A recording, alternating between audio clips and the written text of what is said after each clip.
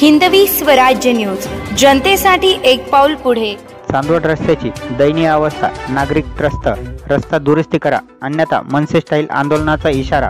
वाखारी, देवळा, चिंचबारी, वरबारे, गणपती मंदिर, चांदवड रस्त्याची गंभीर दयनीय अवस्था झाली असून सदरील रस्त्यावर मार्गक्रमण करणारे शेतीमाल चांदवड बाजार समितीत घेऊन जाणारे शेतकरी, वाहन चालक यांना रस्त्यावरून मार्गक्रमण करत असताना पाठीचा मणका, कमरेच्या हाडाला दुखापत झालेली असून सदरील रस्ता तात्काळ कार्यवाही करून दुरुस्त करावा अन्यथा देवळा महाराष्ट्र नवनिर्माण सेनेच्या वतीने रस्ता दुरुस्ती करा अन्यथा मनसे स्टाईल आंदोलनाचा इशारा देण्यात आला आहे।